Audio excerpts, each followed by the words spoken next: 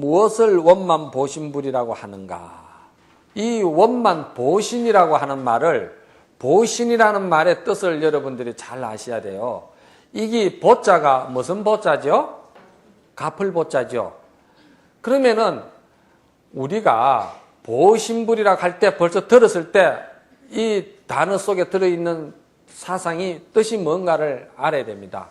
이것은 보살이 원을 발휘해서 무주상 보시로 보살의 공덕의 그 공덕을 계속 끊임없이 행했을 때 그 보살의 공덕의 값으로 인해 가지고 이루어진 불신을 보신이라고 그러는 거예요.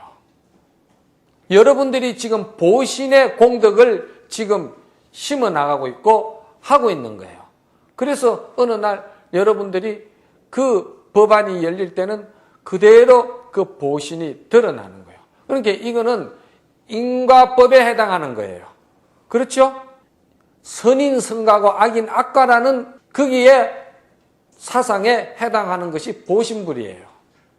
반드시 선을 행하면은 선에 대한 가보를 받는 그런 몸이 보신이다 이 말이야.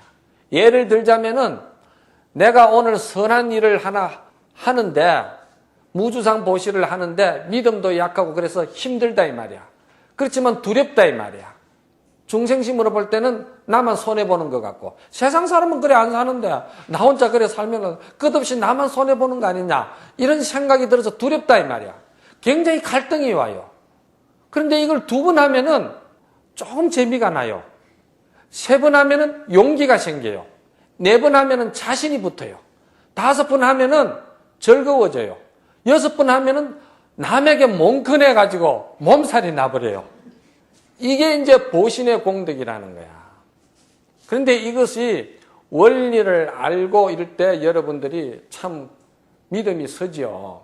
이게 사실은 정견을 모르고 법을 잘 모를 때는 힘들었어요.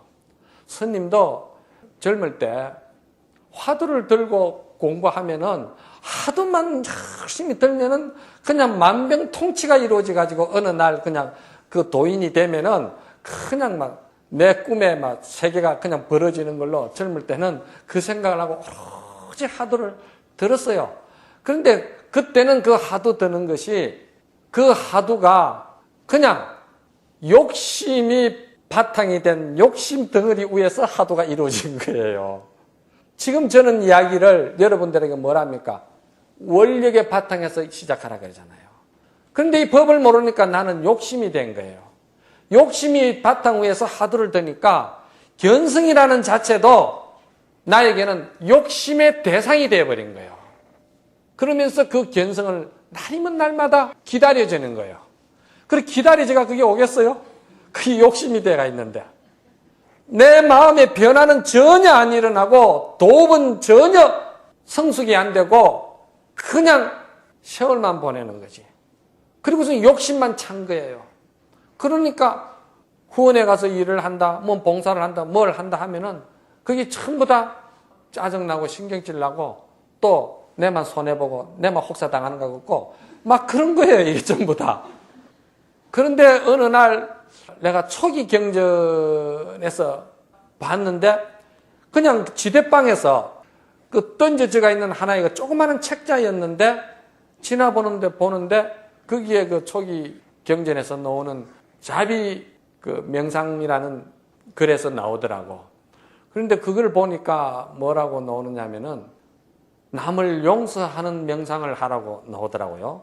그런데 그 남을 용서를 어떻게 하느냐 이렇게 보니까 그 이제 부처님의 경전의 말씀대로 우리는 다 이것이 무상하고 공이고 인연에 의해서 그런 것이라고 하는 거는 이건 아주 상당히 차원이 높은 그 철학이고 공부 방법이에요. 그런데 그 초기 경전 그것은 아주 구체적으로 마음을 항복시키는 법이 미움을 삭히는 일로 이야기가 나오더라고.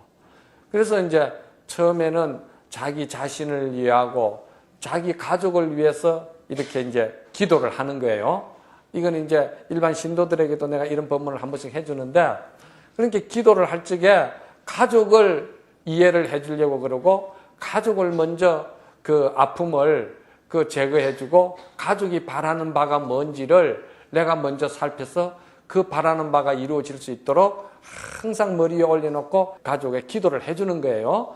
그리고 그 기도를 하고 나면은 이제 마지막에 자기가 그 가족을 위해서 정말 기쁘게 헌신하고 가족을 배려하면서 살겠다는 어떤 맹세와 같은 그런 걸 하는 거예요.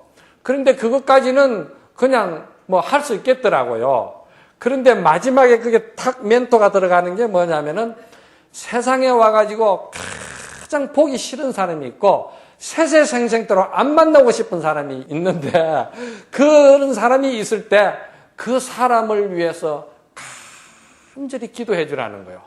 그 사람은 참으로 부처님이신데 그 사람이 빨리 부처의 경지에 들어가서 정말 행복한 삶을 살 수 있고 그 사람이 먼저 나보다 부처가 될 수 있게끔 기도해 주고 그 이제 소위 말해서 세속적인 말로 하면 빌어주라 이 말이야.